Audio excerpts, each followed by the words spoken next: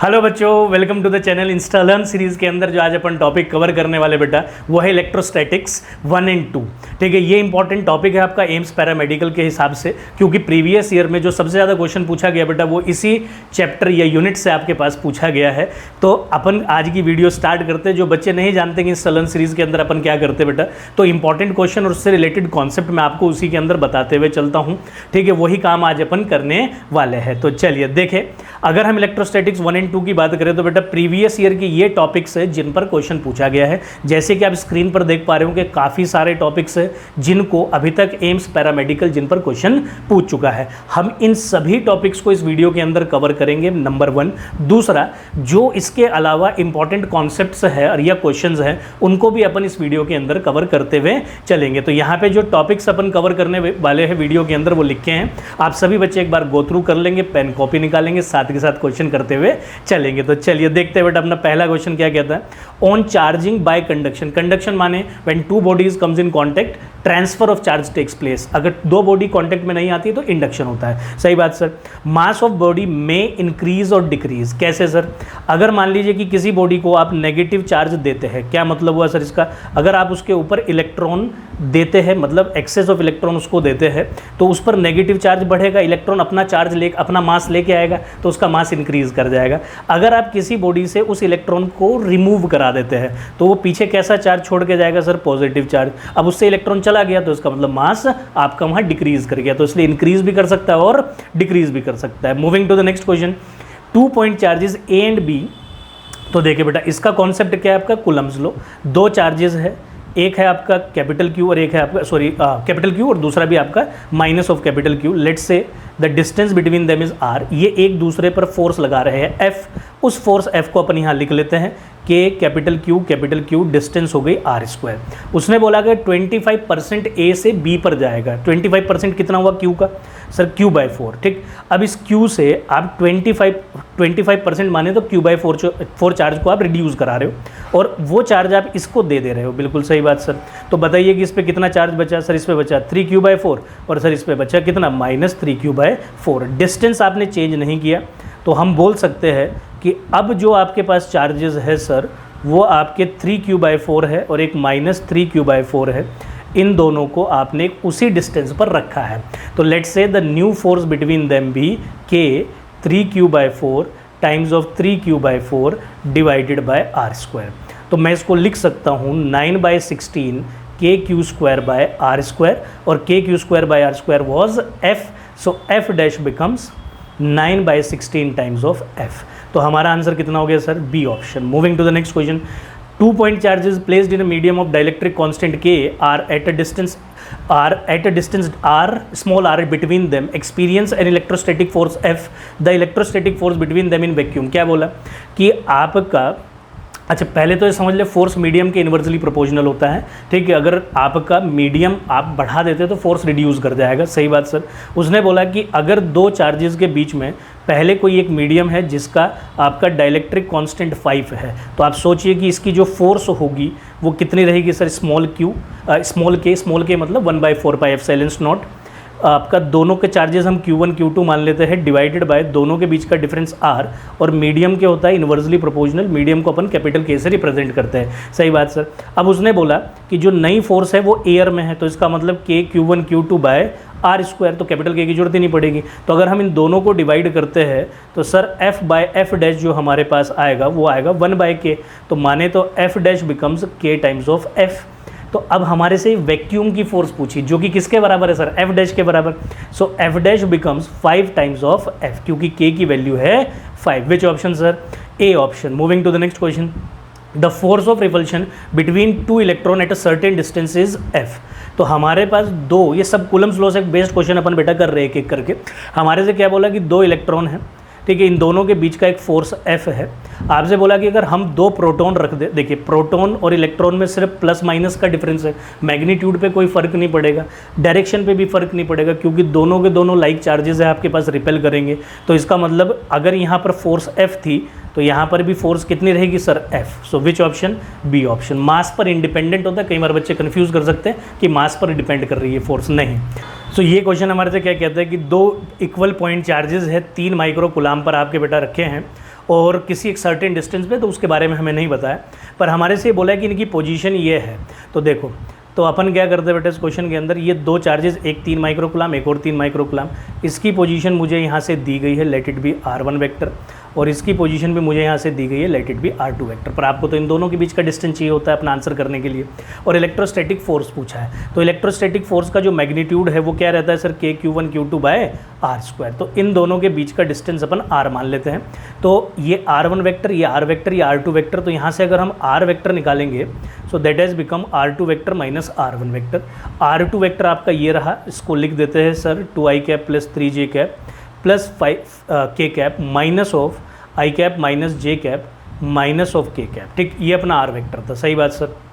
Minus करेंगे बेटा, तो 2i cap minus i cap become i cap plus 2j cap, और ये अपने पास बच गया 0k कैप, सही बात सर। तो r वेक्टर आ गया, इसका अगर हम मोड कर लेते हैं तो इसका मैग्नीट्यूड अपने को मिल जाएगा, जिसको अपन r से रिप्रेजेंट कर सकते हैं, सही बात sir.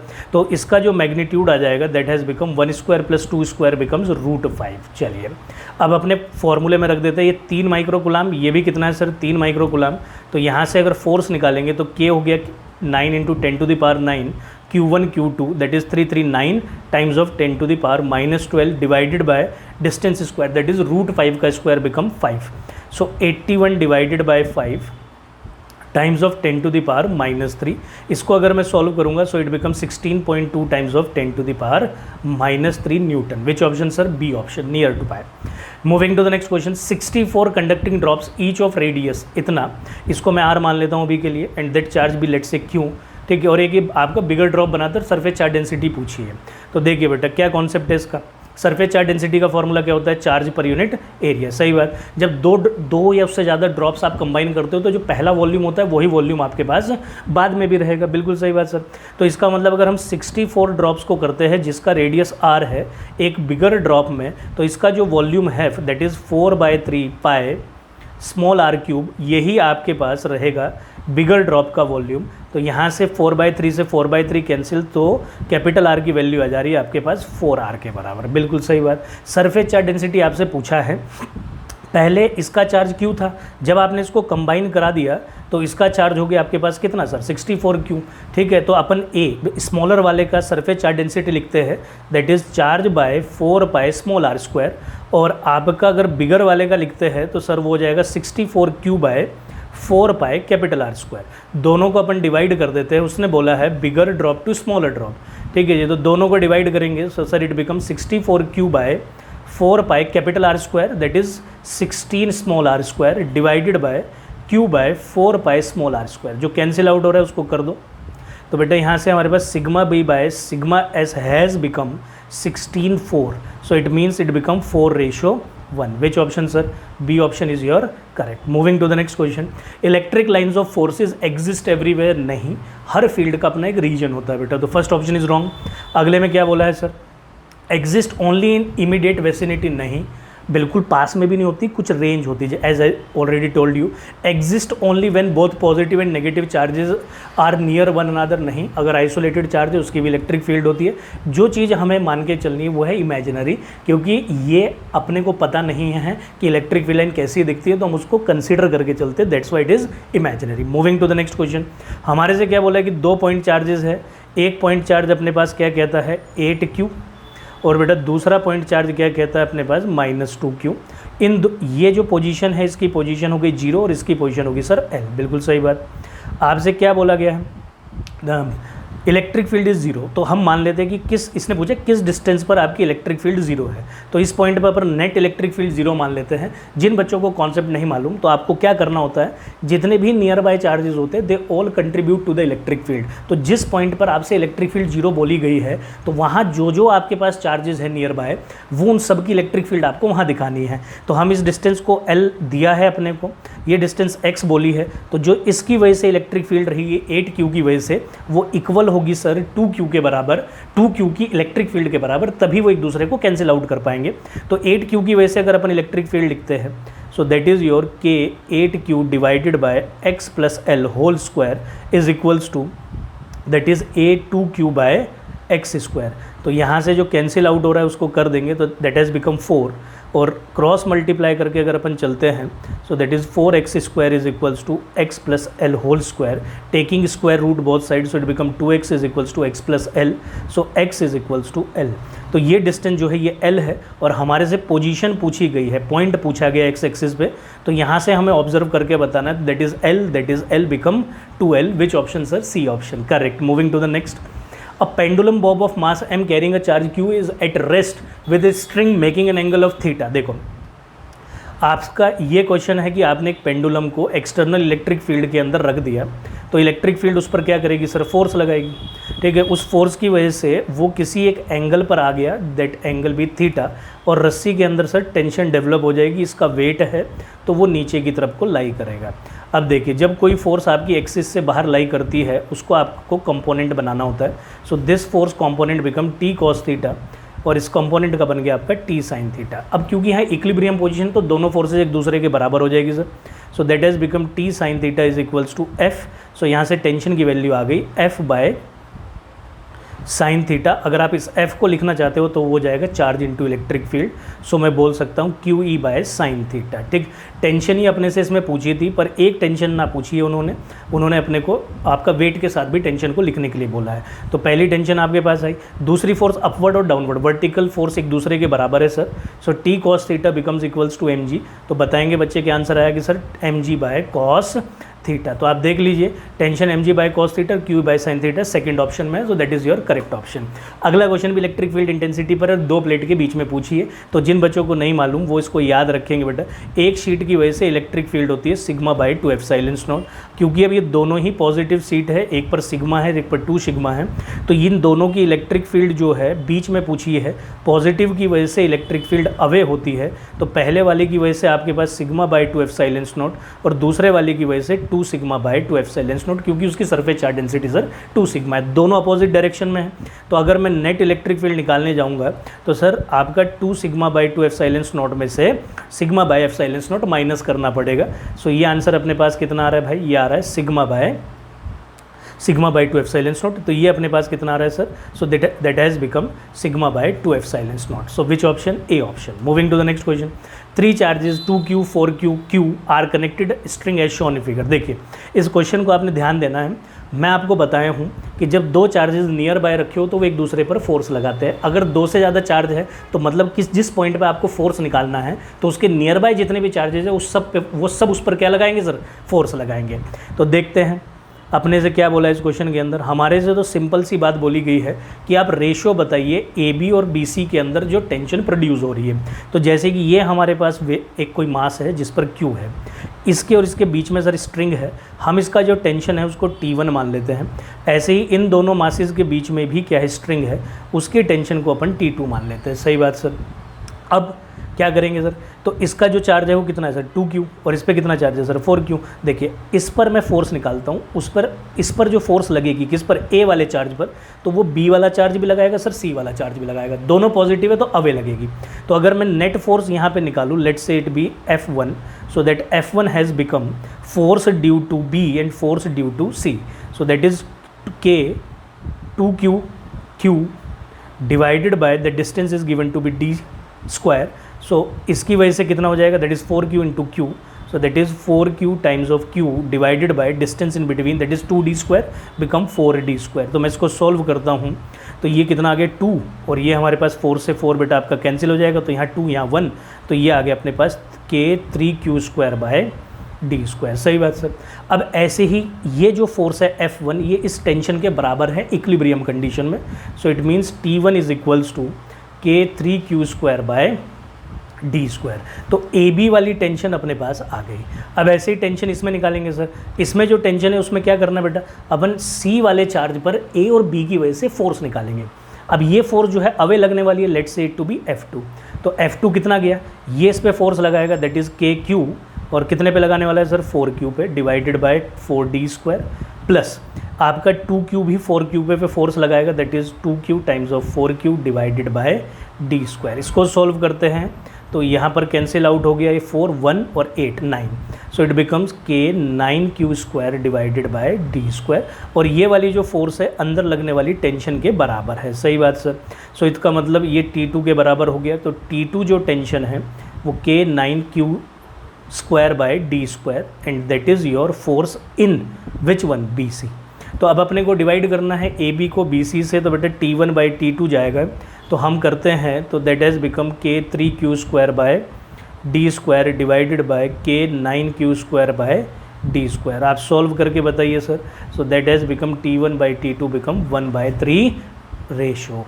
So B option is correct. Moving to the next question, हमारे से क्या बोला है, integration of E∆ds is equals to 0 over the surface, then E∆ds represent करता है फ्लक्स को। अगर फ्लक्स जीरो है तो दो कंडीशन हो सकती हैं, या तो जो बॉडी जिसने चार्ज को एनक्लोज किया है वहाँ नेट चार्ज जीरो है पहली चीज़, या आपके पास जितनी इलेक्ट्रिक फील्ड लाइन एंटर की है उतनी आपके पास बाहर आई है, लीव करी है, तो इन दो केसेस के अंदर आपके पास नेट फ्लक्स जीरो हो सकता है।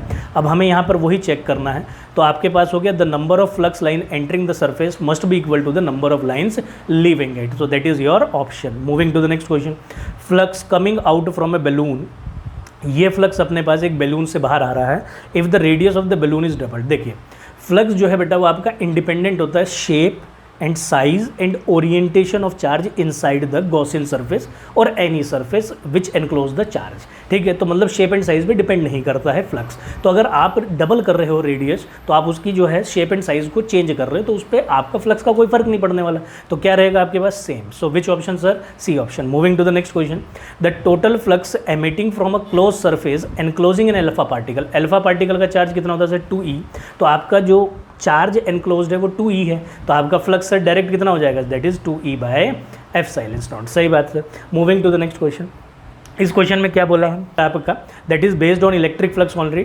इस बार क्या बोला आपका, एक इलेक्ट्रिक डाइपोल को आप नॉर्थ साउथ डायरेक्शन में एक स्फीयर के अंदर रखते हैं और उसमें वाटर भी फील्ड है। देखिए वाटर क्या होता है बेटा, आपका वाटर एक परमानेंट डाइपोल मूवमेंट को पोजेस करता है, ठीक है। तो आपसे बोला गया है कि स्फीयर है, नॉर्थ साउथ डायरेक्शन में आपका एक डाइपोल मूवमेंट रखा है, सही बात सर। तो इसका मतलब यहाँ नेगेटिव चार्ज रहा होगा, यहाँ पॉजिटिव चार्ज रहा होगा, तो इसके अंदर जो टोटल चार्ज इनक्लोज रहेगा वो जीरो रहेगा। अगर वाटर पोलराइज्ड हो भी जाता है तो वो परमानेंट डाइपोल मूवमेंट पोजेस करता है, उसका भी जो डाइपोल मूवमेंट आएगा नेट वो जीरो ही आएगा आपके पास। तो इसका मतलब जो टोटल जो चार्ज एनक्लोज्ड है इनसाइड में वो मोटा मोटी बात हो गई कि जीरो आएगा।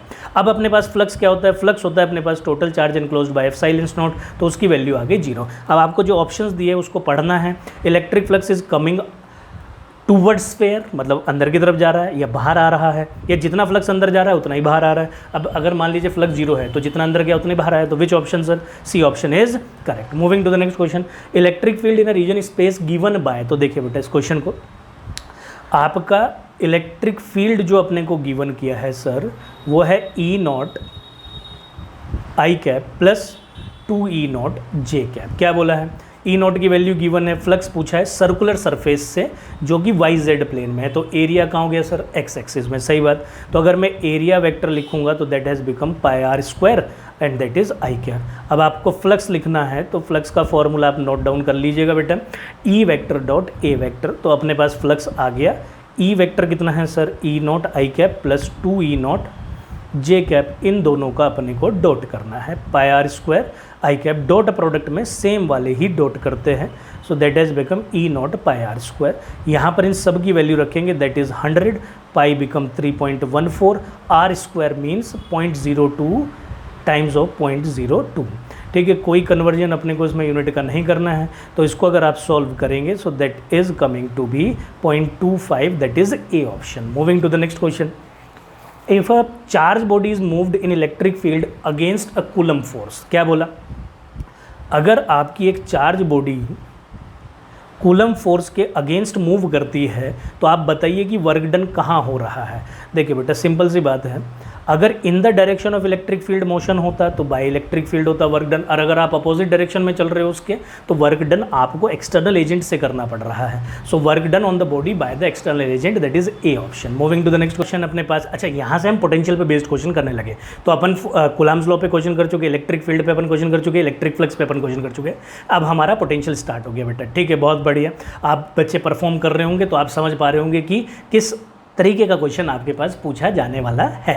तो 2 point charges two points P and Q are maintained at a potential of 10 volt and -4 volt, work done in moving 100 electrons from P to Q। देखिए बेटा कॉन्सेप्ट क्या है इसमें, work done per unit bringing charge is equals to change in potential. सही बात sir, work done अपने से पूछा है तो change in potential into bringing charge. Bringing charge कौन है, 100 इलेक्ट्रॉन्स, तो हम लिख देते हैं चार्ज हो गया बेटा आपका 100 इलेक्ट्रॉन, एक इलेक्ट्रॉन का चार्ज माइनस में रहता है, that is 10 to the power -19।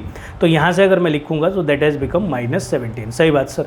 और चेंज इन पोटेंशियल आप P से Q पे जा रहे हैं सर, P पे पोटेंशियल कितना है सर 10 वोल्ट और Q पर कितना है जी -4 वोल्ट, तो change in potential minus final minus initial that has become -14। तो अपने फॉर्मूले में अगर रखेंगे तो that has become -14 times of -1.6 times of -17। इसको जब अपन सॉल्व करेंगे तो minus minus become plus, 16 and 14 मतलब 1.6 इंटू 14 मल्टीप्लाई करके आपका 22.4। तो आपका कौन सा ऑप्शन इसमें आपको दिख रहा है, अगर हम इसको 10 टू द पावर -16 में लिखेंगे, so which option sir, that is C option. Moving to the next question, electric potential inside a conducting sphere, important topic. आपको कॉन्सेप्ट बता देता हूँ, जब आपका कोई कंडक्टिंग स्फीयर है, कंडक्टिंग मतलब कि जिस पे अगर आप चार्ज दो तो वो आउटर सरफेस पर रिसाइड करेगा, अंदर कोई चार्ज नहीं जाएगा। तो इसका मतलब जो भी आपकी कंडक्टिंग स्फीयर है जिसको आपने चार्ज दिया तो उसके आउटर सरफेस पर रिसाइड करेगा, अंदर हो जाएगी बेटा जी आपके पास इलेक्ट्रिक फील्ड 0। इलेक्ट्रिक फील्ड होता है delta V by delta R। अगर इलेक्ट्रिक फील्ड हो गया 0 तो इसका मतलब आपका डेल्टा V हो गया 0। डेल्टा V होता है फाइनल माइनस इनिशियल, माने तो V final becomes equal to V initial. सही बात सर।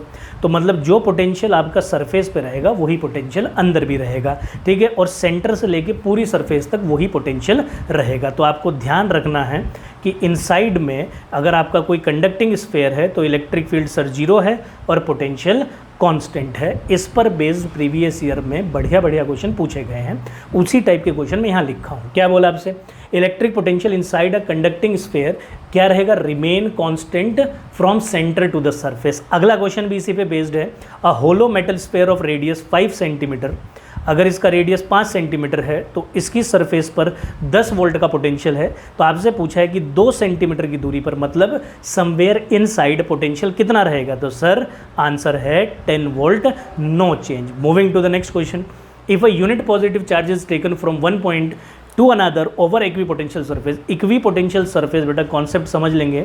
इक्वी पोटेंशियल सरफेस एक ऐसी सरफेस होती है जिसका आपका पोटेंशियल पूरी सरफेस पे कांस्टेंट रहता है, इलेक्ट्रिक फील्ड उसके हमेशा परपेंडिकुलर रहती है। दो बात, और अगर एक पॉइंट से दूसरे पॉइंट पे चलते हो पोटेंशियल सेम होने की वजह से वर्क डन 0 होता है। बिल्कुल सही बात। और ये भी यही चीज़ इस क्वेश्चन में आपसे पूछी है कि अगर आप सरफेस पर एक चार्ज को लेकर एक पॉइंट से दूसरे पॉइंट पे चलेंगे तो कोई वर्क डन नहीं करना पड़ेगा, दैट इज डी ऑप्शन। सही बात सर। अगला क्वेश्चन बेटा, on moving from A to B, इसमें आप कहाँ से कहाँ चल रहे हैं सर, क्वेश्चन क्या बोलता है कि आप ए से बी पर जाएंगे, इलेक्ट्रिक फील्ड नीचे जा रही है तो आप ऊपर जाएंगे, तो आपको वर्क डन एक्सटर्नल एजेंट से करना पड़ेगा। वो वर्क डन अपने को गिवन है, ठीक है, मैं उस वर्क डन को लिख देता हूँ, that is 6.4 times of 10 to the power -19। क्योंकि वर्क डन आपको अगेंस्ट करना है सो इसको मैं माइनस ले लूँगा। आगे क्या बोला है कि दो सरफेसेस दी हुई थी आपको और पोटेंशियल निकालना है VC और V, किस किस के बीच का पोटेंशियल निकालना है सर, VC और VA के बीच का। देखिए VC और VB एक ही सरफेस पर 2 पॉइंट है तो इन दोनों का पोटेंशियल सेम रहेगा क्योंकि ये इक्वी पोटेंशियल सरफेस पर लाई करते हैं। तो VC is equals to VB। तो एक तरीके से VC और VA का ना निकाल के अपन VB और VA का निकालेंगे। सही बात सर। ये कॉन्सेप्ट बेटा अच्छे से ध्यान रखेंगे। अब हमारे पास वर्क डन का फॉर्मूला क्या होता है, change in potential into bringing charge. आप लेकर किसके आ रहे हो, वहाँ से एक जगह से दूसरी जगह, उसने बोला है इलेक्ट्रॉन को लेके आपको आना है। तो यहाँ से अगर मैं चेंज इन पोटेंशियल निकालूंगा that is final minus initial, that is VB minus VA। VB और VA एक दूसरे के बराबर है, so change in potential become VC minus VA। सही बात सर। और चेंज इन पोटेंशियल का जो फॉर्मूला है वो है work done per unit bringing charge. So work done has become कितना, -6.4 times of 10 to the power -19 divided by charge is your electron 1.6 into 10 to the power -19। तो change in potential जो कि है VC माइनस VA के बराबर, that has become 4। So which option, plus of 4, that is B option. Moving to the next question, from a point charge there is a fixed point, एक charge से कुछ दूरी पर एक फिक्स्ड पॉइंट है, सही बात सर। यह है चार्ज और यह है fixed point. At A, a fixed point A, at A there is an electric field of 500। तो यहाँ पर अपने पास जो इलेक्ट्रिक फील्ड है 500 वोल्ट है और इसी पॉइंट पर जो पोटेंशियल है वो 3000 वोल्ट है। तो आपसे क्या बोला है कि ये डिस्टेंस आप हमें बताइए। देखिए इसमें आपका कॉन्सेप्ट क्या लगेगा सर, एक रिलेशन होता है इलेक्ट्रिक फील्ड और पोटेंशियल के बीच का, ध्यान रखेंगे electric field is always equals to potential gradient that is delta V by delta. तो यहाँ से अगर हम चलते हैं दैट इज 500 इज इक्वल्स टू 3000 divided by delta r which now has been written in this question to be r. So r की वैल्यू जो अपने पास आएगी that is 3000 divided by 500, इसको कैंसिल करेंगे तो सर आंसर आ रहा है 6 metre, that is A option. Moving to the next question. By performing a set of experiments, scientists found that the electric field between the 2 point A and B is 0. आपसे क्या बोला गया, एक scientist ने experiment किया, ये देखा कि इन दोनों के बीच की इलेक्ट्रिक फील्ड 0 है, तो लिख देते हैं, ठीक है। और आपसे बोला है कि वो क्या कंक्लूड करता है पोटेंशियल के बारे में। अभी थोड़ी देर पहले मैंने आपको बताया जहाँ इलेक्ट्रिक फील्ड 0 होती है वहाँ पोटेंशियल सेम रहता है, तो that is V A equals to V B. Moving to the next question. A dipole is placed in electric field as shown, in which direction will it move. Simple question, आपका एक electric dipole रखा है, मैं ऐसे दिखा देता हूँ, ये इलेक्ट्रिक फील्ड है, इसी पर 2 पॉइंट आपके मार्क किए गए हैं, ठीक है। इसमें एक नेगेटिव चार्ज है और एक पॉजिटिव चार्ज है, क्योंकि इलेक्ट्रिक फील्ड अगर इस वाले के लिए देखा जाए, क्योंकि ये इलेक्ट्रिक फील्ड भी किसी पॉइंट चार्ज की वजह से है, मतलब एक पॉइंट से निकलती हुई है, तो जैसे जैसे इलेक्ट्रिक फील्ड दूर जाएगी तो वो डिक्रीज करेगी। तो electric field at 1 is greater than 2, तो यहाँ पर जो फोर्स लगेगा वो अवे लगेगा और यहाँ का फोर्स जो है वो टूवर्ड्स लगेगा, अपोजिट डायरेक्शन में लगेगा, नेगेटिव और पॉजिटिव चार्ज के होने की वजह से। और यहाँ पर फोर्स ज़्यादा रहेगा, तो मतलब F1 force is greater than F2 force. So net force जो आपके पास आ रहा है बेटा वो आ रहा है F1 माइनस F2 और that is acting towards right. पहली बात, सही बात सर। आप देख सकते हैं डायग्राम के अंदर ये इलेक्ट्रिक फील्ड थी इधर अपनी, और इस पर जो फोर्स लग रहा है नेट वाला फोर्स वो आपका इस डायरेक्शन में लग रहा है, that is F1 minus F2। सही बात सर। अब आपसे क्वेश्चन के अंदर भी कुछ ऐसा ही पूछा गया है। क्वेश्चन के अंदर अपने से पूछा गया कि भाई वो टूवर्ड्स राइट चलेगा लेफ्ट चलेगा, तो देखिए टूवर्ड्स राइट, तो 2 ऑप्शन में टूवर्ड्स राइट है। आगे पढ़ लेते, potential will increase, potential will decrease. तो देखिए अभी जिस स्टेट पर है वहाँ पर उसके पास हाई पोटेंशियल एनर्जी है, हर कोई जो बॉडी है वो लोअर पोटेंशियल एनर्जी की तरफ को मूव करना चाहती है, तो इसका मतलब ये जिधर चल रहा है उधर इसकी पोटेंशियल एनर्जी कम रही होगी, तो इसका मतलब potential energy will decrease, that is C option is your correct. Moving to the next question. If EA be the electric field strength of the short dipole at a point, अच्छा देखिए axial point पे short dipole की वजह से जो electric field होती है sir वो रहती है 2 kp बाय r3। फॉर्मूला जिसको नहीं पता याद कर लेंगे। और इक्विटोरियल पॉइंट पर जो रहती है सर वो रहती है kp बाय r3। आप जब दोनों का रेशो करेंगे तो सर EA बाय EE जो अपने पास आएगा that is coming to be 1। So यहाँ से EA जो है वो ट्वाइस ऑफ EE आएगा। Which option is this, that is B option. Moving to the next question. An electric dipole moment of P vector is placed normal to the line of the force of electric field. आपसे बोला गया है अगर ये कुछ electric field आपके पास है तो आपने इसके परपेंडिकुलर एक डाइपोल को आपने रखा है, तो मतलब एंगल कितना हुआ sir 90 degree.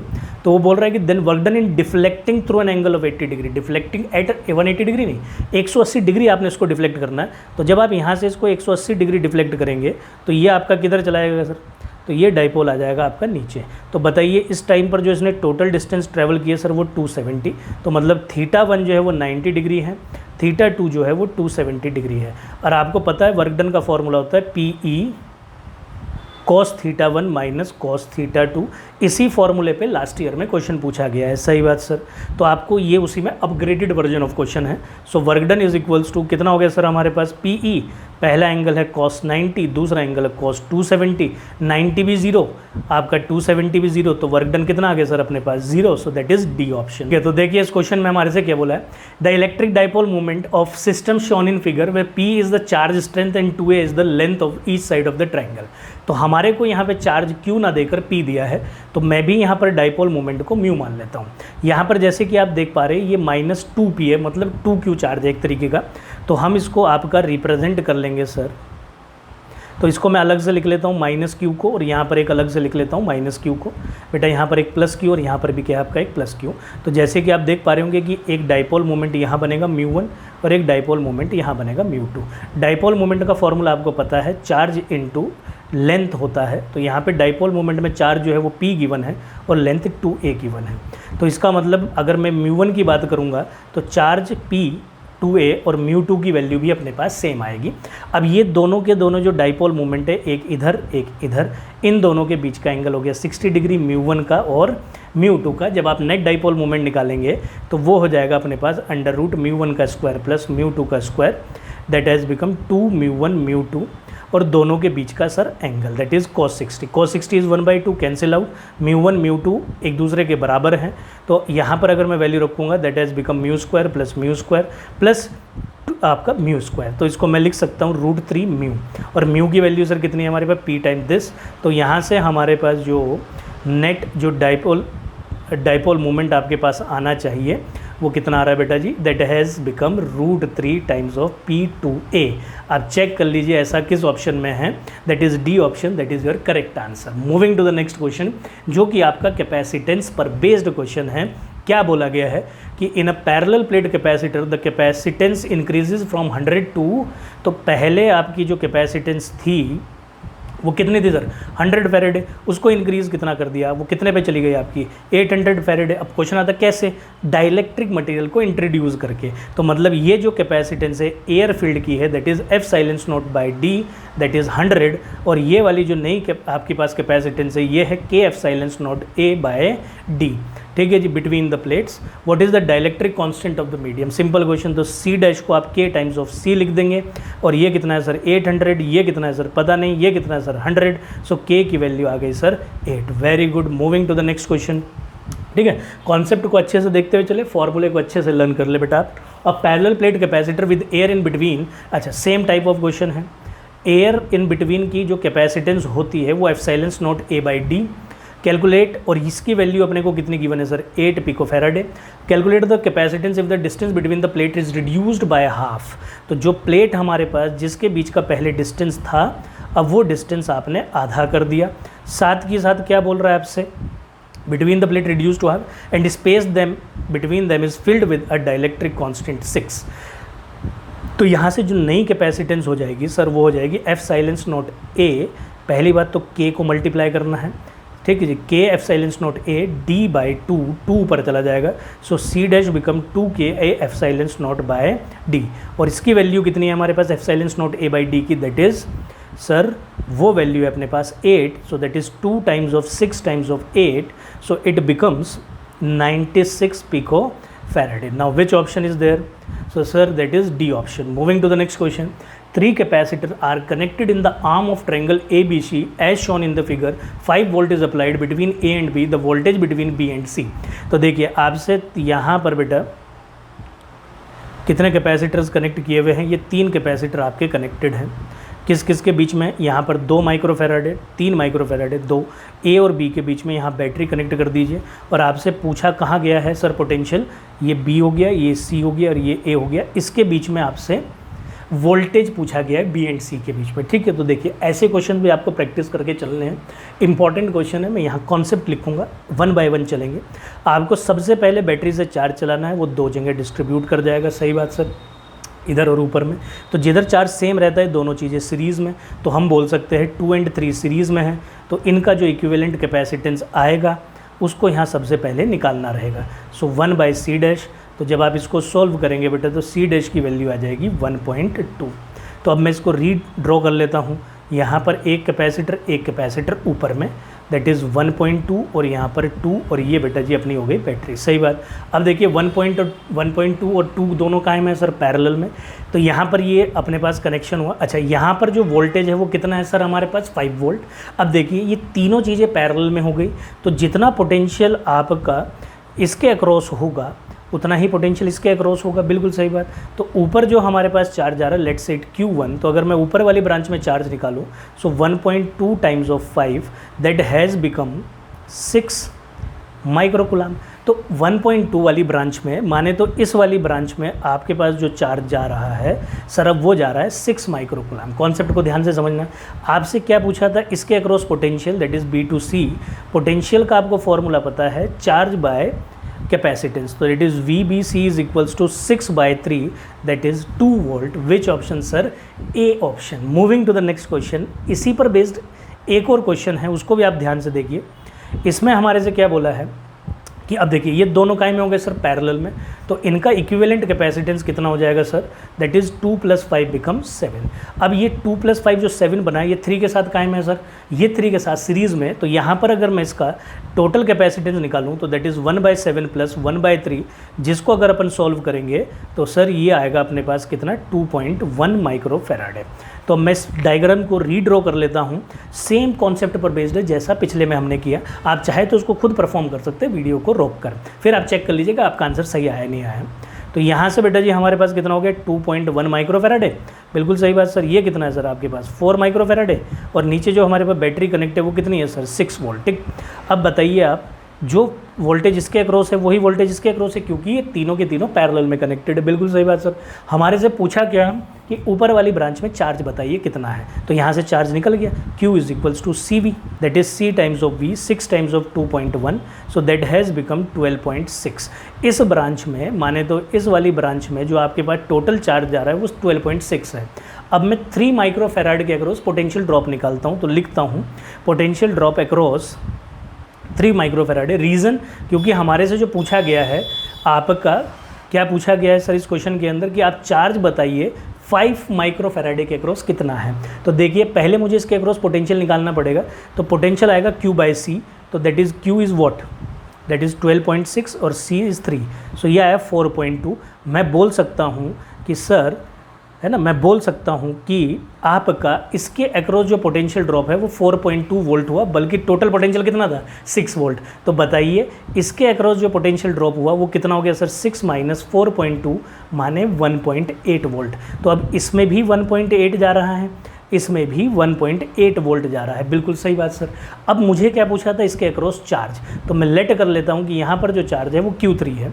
So Q3 = CV, C times of V, and C is your 5 and V is 1.8। जब इन दोनों को मैं मल्टीप्लाई करूंगा, what I am getting is 9 volt. तो मूव करते हैं आपका नेक्स्ट क्वेश्चन पे। Capacitor is charge by a battery, the battery is removed and another identical uncharged capacitor is connected in parallel, the electrostatic energy of the resulting system decrease and increase, ये हमारे से पूछा है।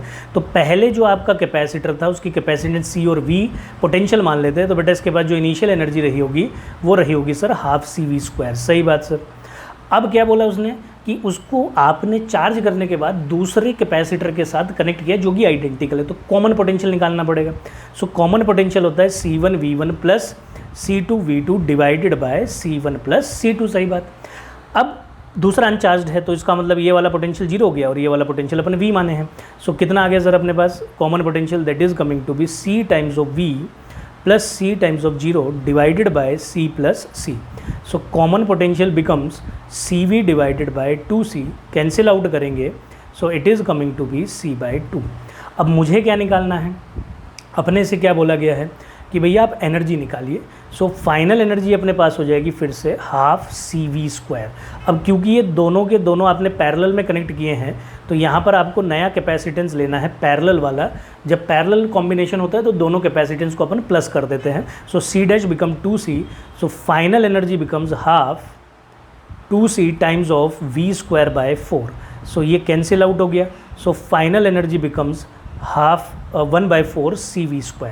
तो अब देखिए आपको तो बेटा रेशियो पूछा गया था दोनों का, तो अगर मैं यहाँ इसको लिखूँ फाइनल को, है ना, पूछा गया कि इंक्रीज़ करेगा डिक्रीज़ करेगा, तो एक तरीके से रेशियो ही अपन निकाल सकते हैं। या मैं इसको लिख देता हूँ कि ये हो गया 1/4, instead of writing 1/4 it become 1/2 times of CV²। ये आपकी इनिशियल एनर्जी है, तो फाइनल अपने पास हो गया इनिशियल बाय 2। बोल सकता हूँ कि ये क्या कर गया आपके पास, डिक्रीज बाय फैक्टर ऑफ 2। सही बात sir. Moving to the next question. 2 parallel plate capacitor X and Y have the same area. क्या बोला है कि हमारे पास 2 पैरेलल प्लेट कैपेसिटर है, दोनों का जो एरिया है वो सेम है। एक को X बोला और एक को Y बोला, और आपका X जो है वो एयर है और जो दूसरे वाला आपका है बेटा उसमें डाइलेक्ट्रिक मटेरियल 2 से आपके पास है। 12 वोल्ट से अपन इसको कनेक्ट कर देते हैं, क्योंकि दोनों सीरीज़ में कनेक्टेड है तो चार्ज दोनों में सेम जाएगा। और हमारे से ratio of electrostatic energy in X and Y पूछा है, तो आप UX को लिखेंगे क्योंकि चार्ज सेम है, तो दैट हैज़ बिकम Q²/2C। और अगर UY को लिखेंगे चार्ज सेम है तो 2C, इसको X मान लेते हैं इसको Y, क्योंकि यहाँ डाइलेक्ट्रिक मटेरियल इंसर्टेड है और इसमें एयर है, तो हम बोल सकते हैं कि सी वाई जो आएगा वो के F silence naught A by D, और के F silence naught A by D जो एयर फील्ड है, sorry F silence naught A by D वो सी एक्स को रिप्रेजेंट करेगा। तो मैं बोल सकता हूँ कि सी वाई जो है वो के टाइम्स ऑफ सी एक्स है, तो माने सी वाई जो है आपका वो 2 टाइम्स ऑफ सी एक्स है। इस बात को मैं यहाँ भी लिखते हुए चलता हूँ, तो that has become Q square by 2 times of C X. तो फाइनल एनर्जी को मैं लिख सकता हूँ, ये पूरी वैल्यू सी एक्स के साथ क्या बन जाएगा आपका यू एक्स बाई 2। हमारे से इन दोनों का ही रेशो पूछा था, that is U Y by U X has become 1:2, या U X by U Y पूछा है आपसे, तो that is U X by U Y become 2:1। So which option sir? C option is correct. Moving to the next question, concept should be clear there. आपसे बोला capacitor plate are charged by a battery V volt after charging battery is disconnected and dielectric slab of constant K inserted in between, तो potential of parallel plate capacitor में क्या change आएगा? तो देखिए बेटा, concept बहुत सिंपल है। जब कभी डिसकनेक्शन वाला स्टेट है तो मैं सभी के लिए लिख देता हूँ, पोटेंशियल के टाइम्स घटेगा, कैपेसिटेंस के टाइम्स बढ़ेगा, और आपका जो चार्ज है वो सेम रहेगा बेटा। Electric field in between parallel plate भी आपकी के टाइम्स घटेगी, और एनर्जी स्टोर्ड भी आपका के टाइम रिड्यूस करेगा। इसमें तो एक क्वेश्चन पूछा है, अगर इस पर बेस्ड कभी डिसकनेक्शन पे वो कोई और क्वेश्चन पूछे इनमें से, तो आप उसको याद रखेंगे। हमारा आंसर क्या हो गया? You V by K. So this is our option. ठीक, तो ये सारे क्वेश्चन हैं जो आपको इलेक्ट्रोस्टैटिक्स के ऊपर अच्छे से प्रिपेयर करने बेटा जी, वो हम यहाँ पर मिला के सारे क्वेश्चन कर चुके हैं। होप्स हो कि आपको सारे कॉन्सेप्ट आपको क्लियर हुए होंगे। जो भी प्रीवियस ईयर में जो भी कॉन्सेप्ट अभी तक आया, मैंने सारे कॉन्सेप्ट पे ऊपर इसमें क्वेश्चंस को इंक्लूड किया है। तो आज की वीडियो के लिए इतना ही रखते हैं। जो बच्चे भी चैनल को सब्सक्राइब नहीं किए, तो वो बच्चे चैनल को सब्सक्राइब कर ले ऐसी वीडियो को और पाने के लिए। So for thank you for today, will see you in the next video. Till that time, bye bye.